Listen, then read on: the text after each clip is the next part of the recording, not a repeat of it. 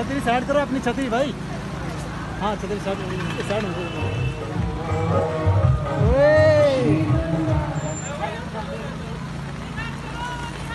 थोड़ा पीछे ले लो पीछे।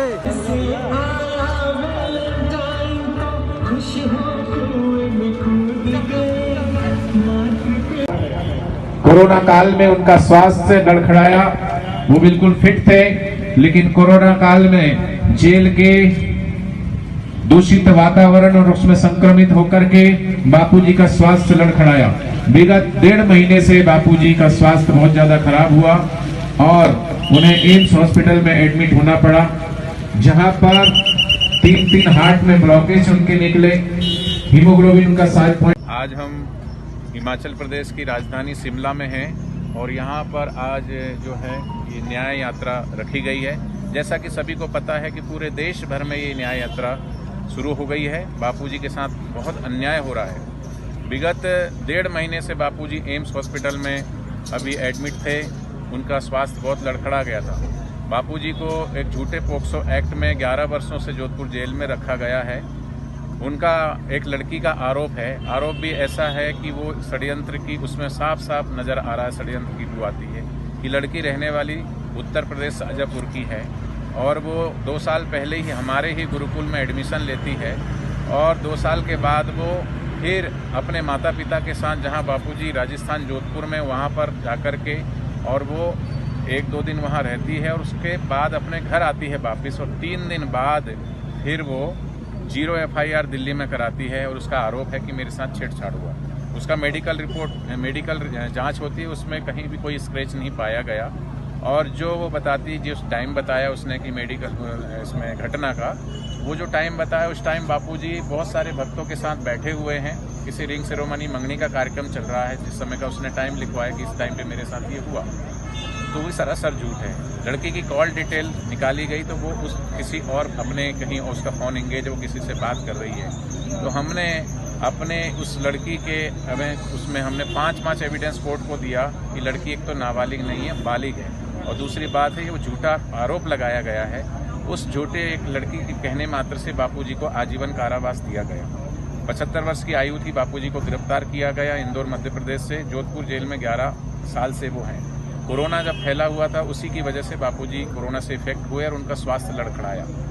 हम 11 साल तक चुप थे और हमको न्यायालय पर भरोसा है, आज भी भरोसा है और हम न्याय की इंतजार में कि दिन, महीने, साल, 2 साल, 5 साल, 10 साल, आज 11 साल होने को है और न्याय मिल ही नहीं रहा है। अन्याय की पराकाष्ठा हो गई। अब 1.5 महीने से वो एम्स हॉस्पिटल में एडमिट थे।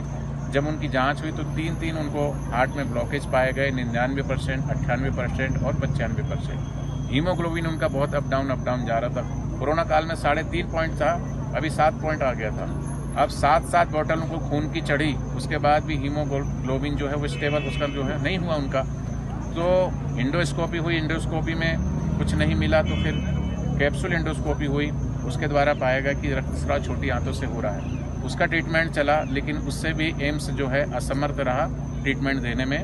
उसने कहा कि आगे का ट्रीटमेंट हम यहाँ नहीं कर सकते, जोधपुर से एम्स से आपको दिल्ली एम्स में लेके जाना पड़ेगा।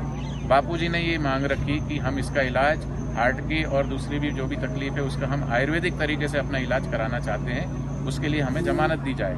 कई बार इन 11 वर्षों में कितनी बार हमने सेशन कोर्ट में, हाई कोर्ट में, माननीय सुप्रीम कोर्ट में, सभी जगह हमने अर्जी लगाई, लेकिन हर बार खारिज हो जाती है। सेशन कोर्ट हाई कोर्ट में भेज देता, हाई कोर्ट जो है वो सुप्रीम कोर्ट में भेज जाता है। मेरा नाम पलक मिन्हास है। मैं HPU की स्टूडेंट हूँ और मैं बेसिकली जो है मेरे रूट्स हैं वो मैं डिस्ट्रिक्ट ऊना से हूँ, हिमाचल प्रदेश से। आप क्या कहेंगी जिस तरह की रैली आज यहाँ पर शिमला में निकाली गई है और भी बहुत सी जगहों पर, और बहुत से लोग यहाँ बाहर से आए हैं, बापूजी के जो है वो सब शिष्य है कहें, तो आपको क्या लगता है कि ये जो कदम उठाया गया है ये सही है? और क्या मतलब है, आप लोग चाहते हैं जो ज्ञापन सौंप रहे हैं तो इतना विश्वास के साथ जब कर रहे हैं तो आपको लगता है कि आगे चल के कोई कदम इस पर उठाया जा रहा है? जी बिल्कुल। जो आज हमने रैली निकाली है अपने पूज्य संत श्री आशाराम जी बापूजी के लिए निकाली गई है आज, और इस रैली का जो हमारा मेन मोटिव था कि बापूजी को जो है वो पैरोल मिलनी चाहिए और बापूजी को जो है हार्ट में उनके ब्लॉकेजेस हैं, 3 ब्लॉकेज हैं जो उनको 90% और 99% पे उनकी ब्लॉकेजेस हैं, तो उनको जो उनका ट्रीटमेंट है वो प्रॉपर होना चाहिए। हमारे पूज्य गुरुदेव हमें जो है सर्जरी कराने के लिए मना करते हैं कि आप अपना आयुर्वेदिक ट्रीटमेंट करें, तो बापूजी को भी आयुर्वेदिक ट्रीटमेंट मिलना चाहिए जैसा कि वो अपनी इच्छा अनुसार चाहते हैं। जैसा कि हमारा जो देश है वो है ना लोकतांत्रिक है, हर किसी को हर कुछ अपना जो है एक अपना अधिकार है कि वो अपने अधिकार से खा सकता है, पढ़ सकता है, अपने अपने सबके रूल्स हैं। तो वैसे ही बापूजी के ये जो ह्यूमन राइट्स है, मानव अधिकार है, उनका खंडन हो रहा है कि बापूजी को जो है उनको प्रॉपर ट्रीटमेंट नहीं मिल रहा है। क्योंकि एम्स हॉस्पिटल में भी बापूजी के लिए कह दिया गया है कि बापूजी की जो हालत है वो बहुत ही ज़्यादा क्रिटिकल है, तो उसी को बोला गया। तो बापूजी को है आयुर्वेदिक ट्रीटमेंट जो है वो मिलना चाहिए। आयुर्वेदिक ट्रीटमेंट तो डिजर्व करते हैं बापूजी, क्योंकि हर किसी का जो है वो ह्यूमन राइट है। उनकी सेहत ठीक नहीं, क्योंकि वो आज 87 वर्ष के हैं, 11 साल से वो जेल में हैं, एक दिन की उनको पैरोल नहीं मिली है, कोई जमानत नहीं मिली है। अगर उनका सेहत इतनी खराब होगी तो हम आगे क्या, अगर हमारे घर में किसी बड़े बुजुर्ग की इतनी तबीयत खराब होती है तो पूरा घर बार जो है वो उनके आगे पीछे उनकी सेवा में लग जाते हैं। तो घर में और जेल में जो सेवा का बहुत बड़ा फर्क है कि जो हमें घर में माहौल मिलता है अपने बड़े बुजुर्गों की सेवा करने के लिए, वो जेल में माहौल जो है वो नहीं मिल पाता। हमारा बस इतना ही विनम्र प्रार्थना है हमारे माननीय मुख्यमंत्री जी से कि जो बापूजी को है उनको प्रॉपर जो है आयुर्वेदिक ट्रीटमेंट मिले उनकी सेहत में, ताकि सुधार हो। लेकिन मेरी दीदी के पास आई हूँ मैं यहाँ पर, मैं बापूजी की शिष्या हूँ। हरिओम दीदी, मैं बताना चाहती हूँ कि यहाँ इतने सारे लोग क्यों आए हैं पता है?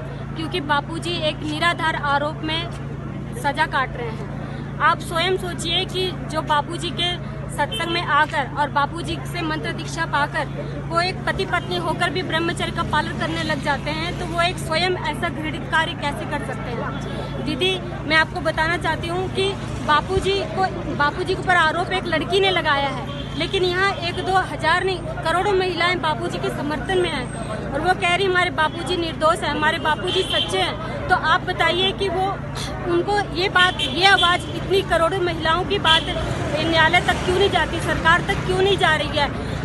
जितना हमारे बापूजी ने सेवा कार्य किए हैं उतना सेवा कार्य तो कोई साधु संत या कोई मंत्री या कोई सोच भी नहीं सकता इतने सेवा कार्य के लिए। मैं आपको बताऊं, हमारी जो युवा पीढ़ी है, जो हमारी समाज के युवा गुमराह हो रहे हैं, वो युवा पीढ़ी को बचाने के लिए ये जो हमारे युवा पीढ़ी को खून की तरह नष्ट कर रहे वैलेंटाइन डे की जगह बापूजी ने मातृ पितृ पूजन दिवस मनाना शुरू किया। क्या ये उन्होंने गलत किया? इसके मूल में समाहित चारित्रिक संरक्षण को लोगों ने समझा और इसे अपनाया, जो आज घर घर में स्कूल में, समाज में, सोसाइटी में, पूरे देश में नहीं वरन ये विदेशों में भी मनाया जाने लगा मातृ पितृ पूजन दिवस। और माता पिता का सम्मान करें, क्योंकि माता पिता तो भगवान होते हैं। और बापूजी ने 25 दिसंबर को तुलसी पूजन दिवस का कार्यक्रम दिया। एक तुलसी अनेकों फायदों का संदेश लोगों को बचाया। क्या ये गलत किया? दीदी, मैं आपको ये बोलना चाहती हूँ कि कईयों को पैरोल मिल जाती, बेल मिल जाती, आतंकवादियों कोई हो, लेकिन हमारे बापूजी को क्यों नहीं? वैसे हमें इससे कोई फर्क नहीं पड़ता है कि किसी को बेल पैरोल मिल रही है, लेकिन हमारे बापूजी के साथ भी न्याय होना चाहिए। हम इतना चाहते हैं कि हम न्यायपालिका से विनम्र